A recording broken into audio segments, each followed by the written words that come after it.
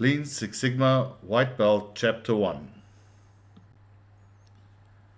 The name Lean Six Sigma is actually a combination of two types of process improvement methods, Lean and Six Sigma. Let's get started with our first topic, about Lean Six Sigma, to learn a bit about the name, the history, and the meaning. Please use page 6 of your workbook to take notes on this section. We'll start with Lean. You may have heard a few different names for Lean. Lean manufacturing, Lean enterprise, Lean management, Lean production, or even Lean thinking. All of these terms refer to a system of management developed by Toyota and adopted successfully across the world to every sector of business and industry. So how did Lean come about?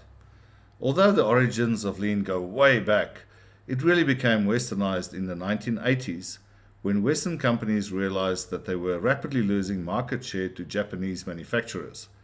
Several US and European academics were sent to study the differences between Toyota, the US and European manufacturers. From these studies, the term lean manufacturing was created to describe Toyota's relentless focus on increasing customer value, the elimination of waste, and optimizing operations. The key components of Lean can be applied to all types of businesses and processes. Lean is considered an integral component of continuous improvement. In addition to reducing waste and improving a specific process, Lean is also about building a culture, one that respects all employees and enables them to pursue opportunities to improve their work processes, the way that work gets done. The concept of Six Sigma was developed in 1987 by Motorola. Six Sigma is basically a packaging of a lot of quality tools. These quality tools were developed much before 1987. Some of the tools that form the basis of Six Sigma were created as far back as the early 1900s.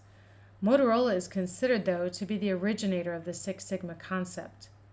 Motorola came to Six Sigma because it was being consistently beaten in the competitive marketplace by foreign firms that were able to produce higher quality products at a lower cost. When a Japanese firm took over a Motorola factory that manufactured TV sets in the United States in the 1970s, they quickly began making drastic changes in the way the factory operated. Under the Japanese management, the factory was soon producing TV sets with 1/20th the number of defects that they had produced under Motorola management.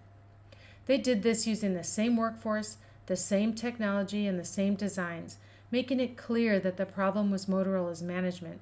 Eventually, even Motorola's own executives had to admit, our quality stinks.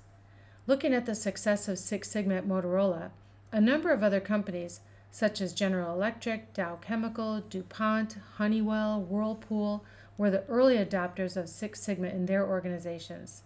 The credit of inventing Six Sigma goes to Motorola, but GE under Jack Welch has made it popular. At General Electric, employee promotions depended on whether the employee had a specific Six Sigma belt or not. Once the secret of Six Sigma's success became public knowledge, the Six Sigma revolution was born, and today's Six Sigma is hotter than ever. While Lean and Six Sigma have different origins, they are both improvement methods that focus on creating a better organization. The two methods use different tools and techniques, but the sweet spot for Lean and Six Sigma is to use them together as one method to achieve true operational excellence. Many of the tools and concepts may seem simple, but actual application is not always easy and takes some skill, practice, and time. But the results justify the effort. With a focus on people, processes, and performance, Lean Six Sigma can help us create processes that deliver the highest value to the customer, the highest quality product or service, and the lowest possible cost. Organizations that successfully implement Lean Six Sigma perform better in virtually every business category, including customer satisfaction and delight, highly engaged and competent employees, an agile and scalable organization that runs with greater efficiency and reduced costs.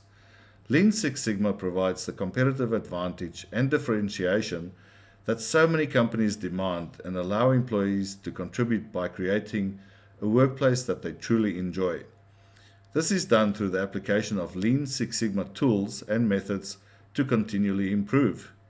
Continuous improvement is ongoing, incremental changes that create happy customers, employees, and organizations with a goal in pursuit of perfection. As we talk through these building blocks, please follow along in your workbook on page 7 and complete the blocks on the page as we talk through each concept. You can always pause if you need to so that we stay in sync.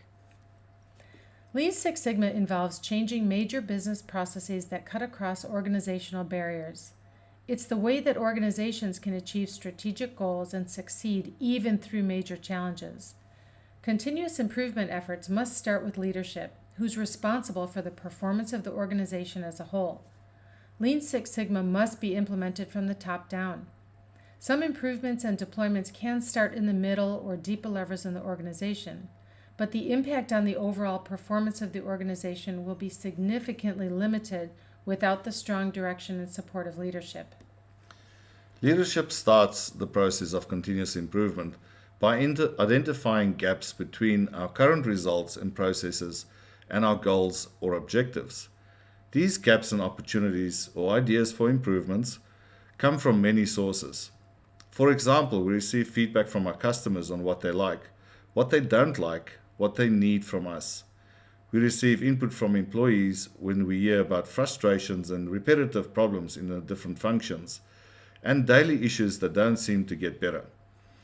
There are many other changes and demands from external forces that affect our organizations on a regular basis. Through regular assessments and closely monitoring processes, leaders can identify where we have the greatest opportunities to improve. That is, to reduce waste and to increase value. And this entire cycle, monitoring, assessing, prioritizing, and selecting areas of focus, and then executing improvements, needs to be driven by and consistently supported by leadership. So how is the process actually improved? When the leadership has identified the areas of focus, teams of people who are competent in the improvement methods are deployed to skillfully and methodically apply the CI tools. This includes deliberate and strategic daily actions, as well as longer-term or more complex projects. The common tools used in CI are the identification and reduction of the 8 wastes, understanding and improving the value stream, visual performance management and daily problem solving, 5S, which is workplace organization, standardized work to promote consistency, efficiency, and quality. And then we have the larger project structures of DMAIC for process improvement or root cause analysis projects, and process design or redesign. These tools, when applied properly, will materialize in continual improvement. When you walk through a business that has a strong continuous improvement infrastructure, you will get an immediate impression of organization, competence, and deep confidence. And now we come to the apex, the people. With the foundation of leadership, support, and continuous improvement, and the skilled application of Lean Six Sigma methods and tools, teams become stronger and better at communication. That is, they understand their role. They have mechanisms to communicate between each other and between functions. They have a solid understanding of their customers, and they have structures in place to quickly and effectively identify and resolve issues. They are competent at problem solving, which allows them to continually improve their workplace. Through delivering greater value to our customers and greater efficiency internally, the result is a delighted and engaged customer as well as a confident and enthusiastic workforce. And this is something that is worth going after. This type of result doesn't happen by chance. It takes deliberate focus and actions, and it is an achievable goal to strive for, and it doesn't happen overnight. To make this work and to have real results, it takes patience, persistence, a little humility, and the ability to be inelegant. Let's talk about patience. Most often we will notice progress only by looking back at how we were 4 or 5 years ago. And persistence. Don't give up. Avoid getting restless and looking for new management philosophy or program du jour. Be humble. Arrogant people or organizations will find it difficult to learn anything. The ability to acknowledge our inadequacies, to identify and confront our gaps, are the key to our ability to make real improvements. And be inelegant. Give yourself and others the permission to not know and to ask basic questions. Don't try to fake it. Instead, we should seek to learn about our processes, our performance, and our people.